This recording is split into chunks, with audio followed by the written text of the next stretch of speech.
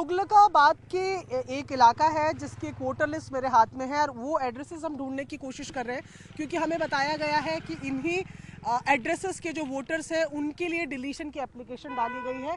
यहाँ जब हम पहुँच रहे हैं तो घर कॉलोनीज तो कुछ नज़र नहीं आ रही है, लोग ज़रूर कुछ दिख रहे हैं, तो यहाँ लोगों से पूछ लेते हैं। सर थोड़ी सी मदद कीजिए हमारी। ये मकान नंबर 92, 104, 112, 107 ये तमाम जो लिखे हुए ये कहाँ पर पड़ेंगे? इस जगह पे कहीं नहीं मिलेंगे ये कहीं। ये तो सर वोटर का आई कार्ड बने हुए हैं इनके, तो वोटर आई कार्ड बने हुए हैं, लेकिन सी ब्लॉक में उस कैंप में 56 तक और इस कैंप में 70 तक। हाँ। इतने ही मकान हैं। हाँ। इसके बाद ये सारे एड्रेस हरियाणा के थे जो डेमोनाइज हो चुके हैं। अच्छा। और लोग रहते भी नहीं, आप देख सकते हैं, खुद ही नज़ारा देख सकते हैं आप क्या हाल है। मतलब जहाँ पर अभी हम खड़े हैं ये यही इलाका है? यही इलाका है, सुप्रीम कोर्ट के ऑर्डर पे डेमोनाइज किया गया है। हाँ।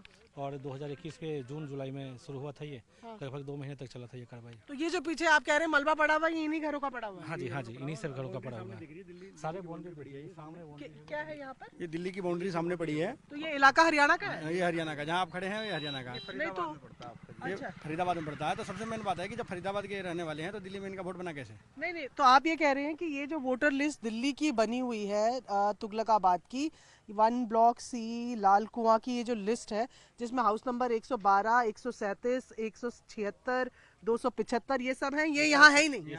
यहाँ ये उपलब्ध नहीं है। ये सारी जो है ये आपकी दिल्ली सीमा से बाहर के हैं। ये फरीदाबाद डिस्ट्रिक्ट में लगते हैं ये। हाँ। और खोड़ी गांव के, जो कि सुप्रीम कोर्ट के आदेश पे 2021 में आपके डेमोलाइज कर दिए गए हैं। अच्छा, तो कहाँ पर बाउंड्री दिखा रहे हैं आप मुझे? सामने है ये दिल्ली फॉरेस्ट डिपार्टमेंट की बाउंड्री करी हुई है जो 1986 से खड़ी हुई है आपकी। जहाँ पर अभी हम खड़े हैं हरियाणा है जी। बाउंड्री के उस तरफ आपकी दिल्ली की सीमा लग रही है आपकी। अच्छा। उधर दिल्ली निवास है। तो थोड़ा मैं इधर दिखाती हूँ आप लोगों को कि यहाँ जो लोग हैं वो कह रहे हैं कि यहाँ जहाँ जिस जमीन पे फिलहाल हम खड़े हैं ये दरअसल हरियाणा की बाउंड्री है और इस हरियाणा की बाउंड्री पर ये तमाम एड्रेसेस थे जिनको ढूंढते हुए हम यहाँ पर आए हैं।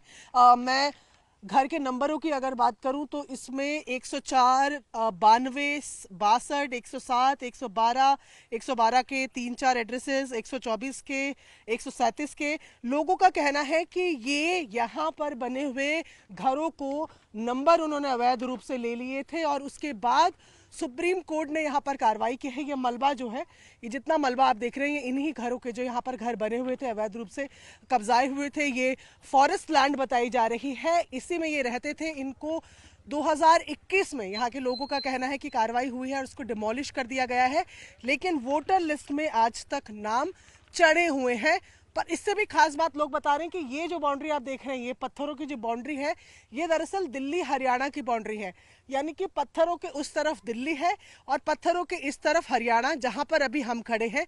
यहाँ पर बताया जा रहा है कि तकरीबन 2000 लोग थे जिनके वोटर आई कार्ड यहाँ से बने हुए थे। जमीन हरियाणा की थी लेकिन वोटर आई कार्ड दिल्ली के बने हुए थे।